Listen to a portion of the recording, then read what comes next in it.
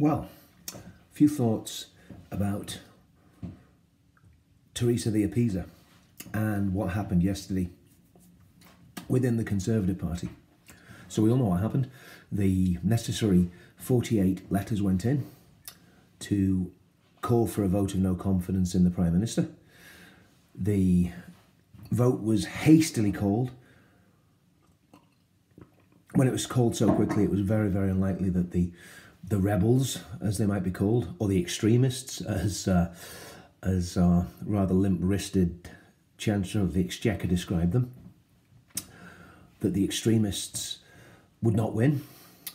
And of course, the extremists, or the Brexiteers, or the people that basically believe what 17.4 million people who voted to leave believe, those people were defeated by 200 votes to 117.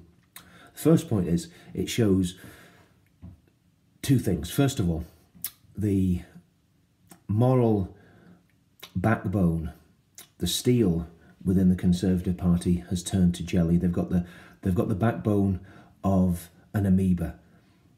They have absolutely no spine whatsoever. They're not up for the fight. The second thing it shows is that the Conservative Party is completely split. And the third thing it shows is there are many people who voted for Theresa May purely and simply to keep their jobs. Now, the Conservative Party has probably just committed suicide without even knowing it. Most of those MPs voted for Theresa May, the strong and stable leader of the Conservative Party, who said enough is enough after the last spate of terrorist attacks and then wanting to do absolutely nothing about the terror threat. The same Prime Minister who told us that we were going to have a proper Brexit, we were going to leave the customs union, we were going to leave the single market, and it appears that neither of those things are going to happen under her deal. In fact, we're going to be tied into those things in perpetuity if the deal goes ahead like it does now. So the Conservative Party, supposedly the party of patriotism, used to wrap itself in the flag, has betrayed the British people. Those 200 MPs that voted for Theresa May to stay have betrayed the British people. They haven't done anything in the national interest. They've done it in their own interest to save their own jobs and to save their own political party. Unfortunately for them, it's all going to backfire. They're probably going to lose their jobs and they're probably going to lose their political party. Last night, we probably saw the death of the Conservative Party when they selfishly tried to save their own skins and save the party. They put their own skins and their party before the country, as Theresa May has been doing. So that's the first point. The second point is there is a solution to this, and the solution is very simple. The DUP, tiny little party from Northern Ireland, with 10 MPs, holds the balance of power. The DUP is in what's called a confidence and supply agreement.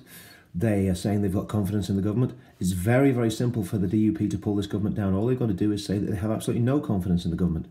And I think they'd be quite within the rights to do that now, as most of the people that voted for Theresa were obviously government ministers. The DUP's been betrayed and the union's been betrayed. So the DUP now need to step up to the mark. Quite rightly so. They probably need to give Theresa May a chance to go to scuttle off to the European Union and see if she can get a very, very hasty renegotiation that does away with the backstop. We all know that's not going to happen. So as soon as she comes back from the EU with absolutely nothing meaningful, the DUP need to grow a bit of backbone themselves and bring the government down. Then what happens? Well, then Theresa May has to go because she's given her word that she'll resign as Prime Minister before the next election. So if the next election is in 6 weeks' time, or in the early spring of next year, or in the new year, Theresa May will have to go before that election, and the Conservative Party will have to get a new leader. Now, if they get a new leader that's a Brexiteer, they've got a chance of doing something good. If they get another Remainer with exactly the same ideology as Theresa May, they will be destroyed in the polls. They will be absolutely ripped asunder. And we will end up, sadly, with a Corbyn government. But sometimes bad medicine, even though it's hard to take, is worth taking. I would reckon if we had 6 months or a year of a Corbyn government, the Labour Party would also be destroyed because their policies would be so draconian, they would be so extreme, they would be so ridiculous that nobody would vote for Labour again in a generation. That leaves us with a problem or an opportunity. The problem is there's no mainstream large political party that anyone can support anymore. The working class can no longer back the Labour Party. The middle class and the Brexiteers can no longer back the Conservative Party. So where does everybody go? Well, as crazy as this may sound, everybody goes to UKIP, the United Kingdom Independence Party. And I predicted several months ago that we would see a UKIP Prime Minister in 10 years' time.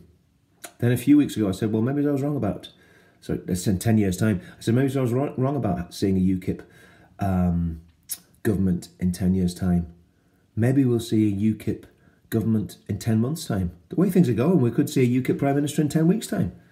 I jest, but the reality is this is a great opportunity for an established party that is radical, that genuinely believes in Brexit, that genuinely cares about the Union, that genuinely cares about the United Kingdom and wants to hold it together. This is the opportunity for such a party to rise and do well. Of course, in partnership with parties like the DUP and some other parties. To the British working class, I would say this: don't vote Labour anymore. How can you vote for a party that hates you, hates your country, hates everything you believe in? To the Conservative voter, how can you vote Conservative when the party that you've supported all your life is no longer Conservative and no longer cares about Britain and about Britain's sovereignty and about the Union, more importantly?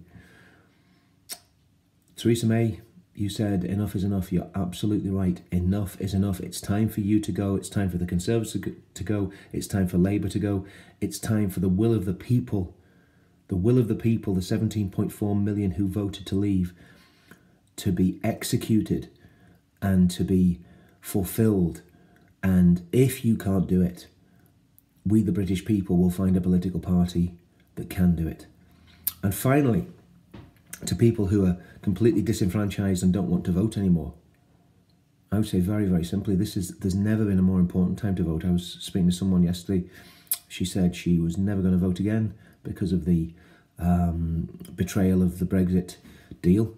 It's completely the opposite of what you should do. You should become more politically engaged. You should join a political party, whatever your political opinion is, whether you're a Leaver or a Remainer, whether you're right wing or left wing. Get involved in politics, because without politics, what do? Take to the streets? Have a revolution? Well, we all know how that works. Not very well. So yeah, I think it's a great opportunity for UKIP.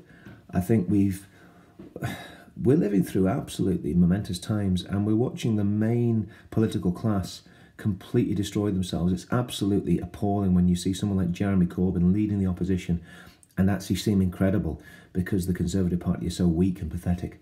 But that's a great opportunity for a party that has got sensible leadership, that has got good policies. And I think the only party out there that I see that is mainstream enough to do anything that has populist policies is UKIP. So vote UKIP, support UKIP, join UKIP.